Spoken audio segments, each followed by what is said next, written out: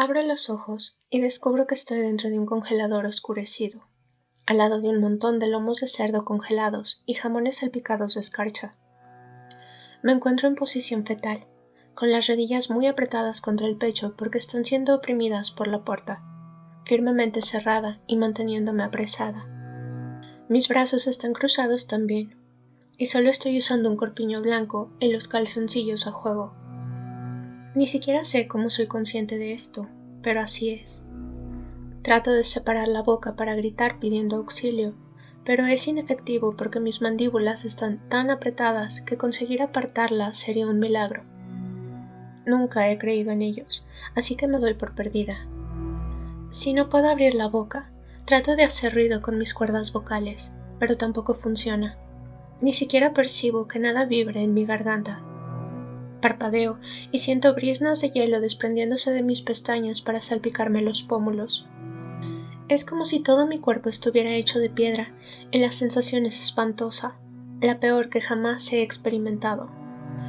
Afuera se escucha música lejana y supongo que nadie conseguirá oírme de todas formas, porque, de hecho, ni siquiera estoy segura de estar haciendo ruido. Dios, se suponía que sería un inicio de año maravilloso. ¿Cómo demonios es que terminé metida en un congelador?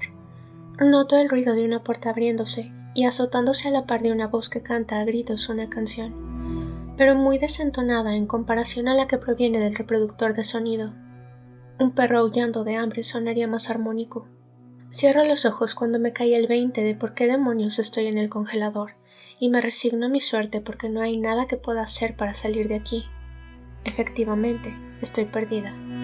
Me encontraron, descubrieron lo que soy y me neutralizaron, trayéndome aquí para deshacerse de mí, exactamente como hicieron con todos los demás. Me da coraje el darme cuenta de que lo había estado haciendo muy bien hasta que algún error estúpido, mío o de alguien más, me delató y terminó en esto. Maldigo mi suerte hasta el hartazgo. Hay ruido de vidrios rotos, muchas palabrotas, y la puerta del congelador se abre, permitiendo que un haz de luz blanca me golpee la cara. Tiemblo y escupo vaho, viendo a mi secuestrador a los ojos mientras me sonríe y me acaricia la cara, pareciendo sinceramente sorprendido. «Oh, querida, pero ve lo azul que te has puesto», exclama, con las cejas todavía levantadas, casi al ras de su pelo negro. Me aferra por debajo de los brazos y tira de mí hacia afuera. Sin embargo, estoy tan congelada que mi postura no cambia y sigo ovillada. Tiene que transportarme doblada como estoy, farfullando y resoplando hasta que consigue colocarme en una encimera rodeada de cosas filosas, que me hace pensar más en una carnicería que en una plancha de la morgue que claramente es. Tu carne se siente tan suave y dura a la vez. Es por toda esa agua congelándose dentro de ti, y tus músculos manteniéndose muy firmes. Has estado ahí por días y me sorprende que sigas con los ojos abiertos. Ayer parecías estar teniendo un sueño muy profundo. Pero no te preocupes, que no soy como los otros. Lo haré rápido para que no sufras, aunque por la posición en la que estás tal vez tenga que romperte un poco para poder alcanzar las partes más tiernas. ¿Te parece bien? Es que necesitaba el espacio para otras personas. Suelta una carcajada teatral, cubriéndose la boca, un atisbo de locura reflejándose en sus pequeños ojos cafés. Trato de gruñir o quejarme, pero no puedo hacer nada aparte de mover los ojos y ver todo lo que me hace al ritmo de la música. Cumple su palabra de romper lo que no puede forzar, pero no hay dolor. Esa es la parte agradable. Me toca con manos que queman, pero no sé si en verdad lo siento o si se trata de mi imaginación. Estoy segura de que si una mosca decidiera pararse en uno de mis globos oculares en este momento, apenas me molestaría, y en este maldito lugar abundan, tanto como las manchas en la pared y el olor de la podredumbre de eso que no se puede guardar en el congelador, que no está lleno de lomos, no de cerdo al menos. Procuro cerrar los ojos cuando alcanza cuchillos de diferentes filos y tamaños, pero cuando descubro que llevo un rato cortando sin que nada me duela, comienza a darme igual, incluso cuando extrae las máquinas más grandes para rebanar y triturar. Mientras no duela está bien, mientras mi cuerpo se comporte como el de una estatua desgraciadamente animada a mitad de un show del horror, ser ingerida me da igual. Casi se podría decir que este cuento de terror es mi culpa por haber nacido humana en una tierra de monstruos y no haber sabido ingeniármelas para escapar de ellos. Pero al menos estamos por llegar a la parte final, y quizás no debí escapar tanto de ella, permitiéndome dejarme llevar, porque esto no es tan malo como creí que sería, y el verdadero milagro es que me dé igual.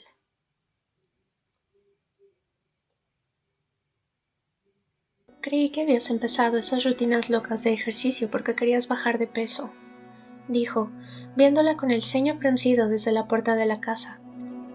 Ella lo miró, tratando de lucir indiferente e inocente mientras se lamía el chocolate de los dedos. Sí, pero me lastimé las rodillas y ahora no puedo hacer flexiones ni salir a correr de aquí a que estén un poco mejor. Se estiró para coger una bolsa de papas fritas del centro de la mesa y abrirla con un tirón. Después de algo dulce, le gustaba comer algo salado, y a estas alturas se le había vuelto una especie de rutina. Dulce, salado, dulce, salado, dulce, salado. A veces le daban ganas de algo agridulce, pero no había muchas opciones de eso en la casa, y caminar hasta la tienda calle abajo le daba tanta pereza como pensar en levantarse del sillón. La lesión en las piernas la sufrió a principios de mes, y todavía no veía señales de recuperación. De hecho, desde que el dolor se volvió insoportable, procuraba moverse lo más mínimo, y era sencillo pasar los días en el sofá de la sala porque trabajaba desde casa como editora.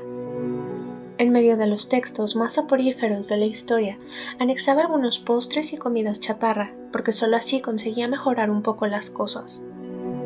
No significa que debas convertirte en una vaca. Mírate la cara, está más redonda que la última vez que te vi. Lo acribilló con una mirada irritada y bajó la bolsa de papas, como si de pronto se hubiera convertido en algo sucio. Tampoco te pases, advirtió, y su hermano hizo caso omiso, dejando caer una mano. Había venido a traerle las compras que su madre le enviaba cada 2 semanas para asegurarse de que comiera algo saludable de vez en cuando, pero desde ya sabía que dejaría que los brócolis, las zanahorias y los chayotes se pudrieran en la encimera porque no había forma de que fuera a pararse para cocinarlos. Además, no le llamaban la atención. De hecho, hasta la ponían triste porque eran un recordatorio de lo que estaba por lograr y se echó a perder por culpa de un estúpido descuido. Ahora veía el ejercicio como un trauma y, aun si sus lesiones sanaban, estaba segura de que no volvería a él ni aunque le pagaran. Ya no le tenía fobia a la gordura que la había torturado desde la adolescencia. Al contrario, en sus ratos de ocio había encontrado varios foros body positive en los que la gente te incitaba a aceptarte como eras y consiguieron meterse en su cabeza, así que ahora no estaba concentrada en esos kilitos de más. ¿Qué importaba si subía un poco? Ya podría bajarlos con agua de avena y limón o incluso invertir en una liposucción si se convertía en un auténtico problema, pero dudaba que así fuera. Su hermano exhaló, ligeramente asqueado al ver la colección de envolturas manchadas y húmedas que permeaban la alfombra de la sala, y se marchó, aliviado de poder volver a su saludable mundo de CrossFit y levantamiento de pesas. El asqueroso era él. Se quedó con la vista fija en la puerta una vez se cerró y, sin considerarlo mucho, hizo un esfuerzo por levantarse, estirando los brazos por delante de su pecho para hacer fuerza. Sí, cada día era más difícil luchar contra la gravedad, pero no lo veía como algo demasiado grave. Caminó al baño, encendió las luces y cerró la puerta con seguro. Una vez delante del espejo de cuerpo completo detrás de la puerta, dejó de sostenerse el elástico dañado de los pantalones, que se desplomaron al suelo en un amasijo de tela púrpura, y se quitó la blusa sin mangas, quedándose en ropa interior. Era cierto, estaba enorme, pero no era grotesca, sino que la grasa se había repartido perfectamente por todo su cuerpo, dándole la forma de una pera invertida. Tocó la carne de sus caderas y, por más que presionó, no consiguió palpar el hueso debajo de toda la grasa acumulada ahí. Se pasó las palmas por los muslos y recorrió con las puntas de los dedos esas curvas que se formaban en ellos, como las ondas del agua que reflejaba el sol. Lo gracioso era que estuviera más a gusto consigo misma así que cuando era un pelín más delgada. Cuando se iba a dormir, le gustaba sujetar las llantas de su estómago hasta que el sueño empezaba a ganarle. Pero ya no era con la aprehensión de deshacerse de ellas, sino con la de verlas aumentar. Había compartido fotografías en internet y sabía que había gente que la consideraba hermosa, aunque otros no pudieran verlo. Y, mientras más aumentara de peso, sería más y más bella. Cada kilo ganado sería un logro y, por fortuna, era más fácil subir que bajar. Volvió a vestirse y, haciendo un nudo en sus pantalones para que no se le cayeran, últimamente gastaba más en ropa que le quedara que en cualquier otra cosa, fue a la cocina. Hurgó en las bolsas que le trajo su hermano y, al no descubrir nada de lo que quería adentro, las despachó a la basura sin contemplaciones. Se plantó delante del refrigerador y abrió la puerta, preparándose. Dentro había un poco de todo: pasteles, pies, helado, yogurt, paletas, chocolates. ¿Por qué ir poco a poco si podía tenerlo todo ahora? Se arrodilló en el suelo y, de abajo hacia arriba, empezó a engullirlo todo con las manos, sin preocuparse por platos o cubiertos, ni la sensación de tirantez en la barriga que empezó al poco rato. Comiendo, no tenía que preocuparse de nada más, ni siquiera de su aspecto. Solo tenía que concentrarse en aumentar, aumentar y aumentar.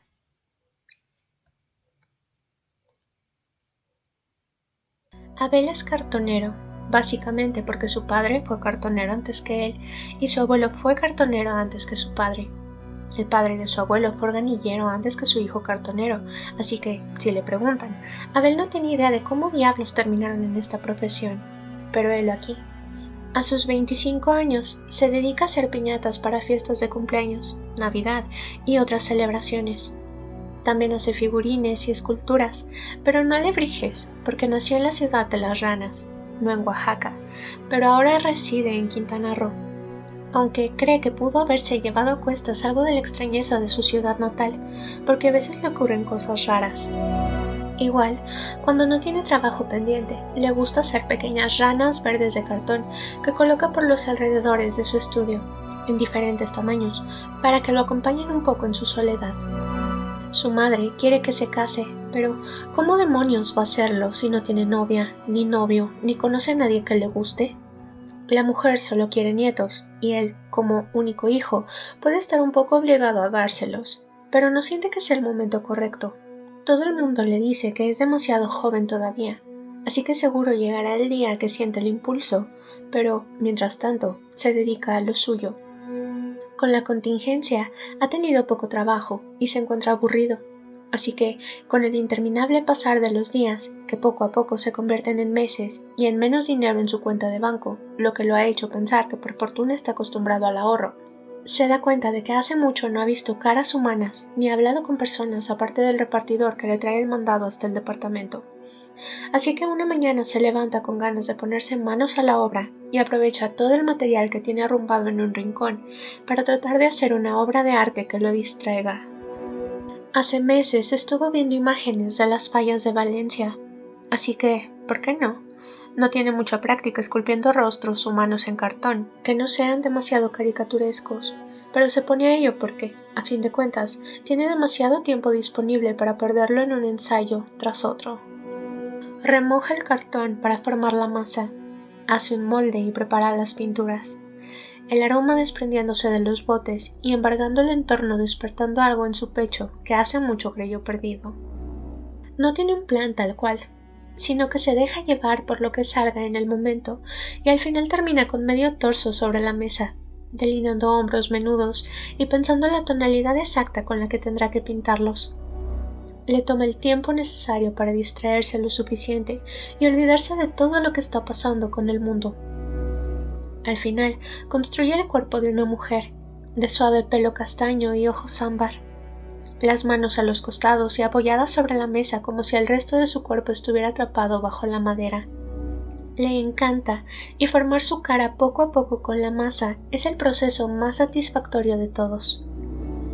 Es hermosa, aunque no tiene idea de si está bien de su parte juzgar así su propia creación, y le fascina verla durante largos minutos, en la penumbra, antes de quedarse dormido, pues su cama está colocada en la habitación justo enfrente de su área de trabajo, que carece de puerta, por lo que tiene una extensión amplia de espacio frente a él, sumergida en oscuridad. Es grande, con las medidas el triple de proporcionadas de lo que correspondería a una mujer normal, y le buscó un atuendo en la web adecuado para cubrir su cuerpo a la mitad, delineándolo con esfuerzo y lo mejor posible. Lo pintará dorado y será perfecto. Si los barcos todavía fueran de madera, sería una figura decorativa asombrosa, pero tal vez no debió pensar así. A veces sueña que se ahoga, que cae de la cubierta de un navío en medio de una tormenta y se pierde bajo las aguas negras sin que nadie se dé cuenta y pueda rescatarlo. Grita, pero de su boca no salen más que burbujas. Manotea, pero sus esfuerzos no lo llevan a ningún lado. Nunca aprendió a nadar. Se hunde. De pronto, algo grande y pesado rompe el agua debajo de su cuerpo, olas moviéndose hacia arriba provocadas por el aleteo de una criatura enorme. Mira por encima del hombro, aunque la negrura es tanta que apenas puede distinguir algo con los ojos, pero nota el destello dorado de la cosa que se acerca, gigantesca, braceando y alcanzándolo en segundos, atrapándolo en una palma e impidiendo que siga cayendo. Cree que va a salvarlo, hasta que la cosa cierra los dedos y tira de él hacia abajo, ondulando la cadera igual que una sirena, para llevarlo a las profundidades del océano. Cuando despierta, lo hace sobresaltado y abriendo mucho los ojos, tratando de convencerse de que todo fue un sueño. Está en su cama y afuera está lloviendo, así que seguro eso fue lo que provocó que tuviera una pesadilla tan rara. Ve al frente y la figura de la mujer de oro sigue sobre la mesa, a medio pintar, pero destellando al recibir la luz plateada de la madrugada que se cuela por una de las ventanas del estudio. Su rostro es sereno. La observa largo rato, perdiéndose en ella y sus colores, en la forma en que su cabello parece ondear a sus espaldas, pero sabe que no es más que un efecto de sus ojos cansados. Vuelve a dormirse y, esta vez, su sueño es más tranquilo, menos agitado, con un único pensamiento a cuestas. La adoro, la adoro, la adoro. Le tomó un par de semanas terminar su trabajo, coincidiendo con el momento en que al genio del presidente se le ocurre decir que está bien romper la cuarentena y salir al restaurante sin cubrebocas. Lo ignora, como espera que hagan muchos más, pero la gente es igual, y muchos están ansiosos por dejar el aislamiento, así que ha tenido que llamar a la policía un par de veces porque a su vecina se le ha ocurrido hacer fiestas en su casa para no salir. Pero, en vez de molestarse, procura concentrarse en su trabajo, que no tiene idea de dónde colocará después, porque en verdad es grande. A lo mejor lo conservará en vez de llevarlo a la tienda, así que su musa podrá seguir acompañándolo de aquí en adelante. Lo relaja demasiado aplicar la pintura dorada brillante, recorrerle la cara con las hebras del pincel. Deja sus ojos en blanco, sin pupilas, y los repasa después con un poco de blanco nacarado, lo que le confiere un aire especial. La adora, la ama y, si en determinado momento cae en la tentación de pegar su boca a la de ella, pues nadie tiene por qué saberlo. Pero sigue soñando con ahogarse y terminar aferrado en las garras de su monstruosa creación. Es una mañana cuando despierta que se da cuenta de que hay algo muy raro pasando en su habitación. Al principio le cuesta trabajo enfocarse en qué puede ser, hasta que sus ojos se dirigen al frente y descubre la mesa vacía, porque la efigie de cartón de la mujer dorada no está, aunque sí hay un desastre de pintura y brillos desperdigados por la pared y el suelo. Se levanta, sobresaltado y mareado, y corre hacia esa parte del estudio, dándose cuenta de que hay un golpe dorado contra el piso de madera oscura y marcas de manos brillantes formando un camino hasta la puerta, que está abierta. Desesperado, asustado y enojado por no haberse dado cuenta de que alguien entró a su departamento para jugarle una broma rara y cruel, llama a la policía para, al menos, denunciar el allanamiento. Con el teléfono pegado a la cara, recorre el pasillo fuera de su estudio, donde hay todavía más marcas de pintura dorada que lo llevan hasta las escaleras, donde hay todo un rastro, como si el malnacido que se la robó la hubiera dejado caer desde arriba al no saber cómo demonios bajarla. En verdad era grande. Pasa saliva y, todavía esperando que la policía tome su llamada, regresa tras sus pasos, a sabiendas de que no volverá a verla. Era hermosa, brillante y estaba bien hecha. Si la venden por ahí, seguro pagarán bien por ella. Tras 10 minutos sin que la maldita policía responda, se tira, rendido, en su sofá delante del televisor y lo enciende, terminando en el canal de noticias que estaba viendo la noche anterior antes de dormirse. Inspira hondo y maldice por lo bajo, viendo el cambio de notas entre un ataque del crimen organizado, otra tontería del gobierno y un descubrimiento extraño en la playa.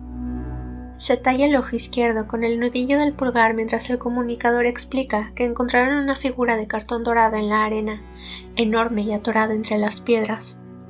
En cuanto lo escucha, se sobresalta y presta atención.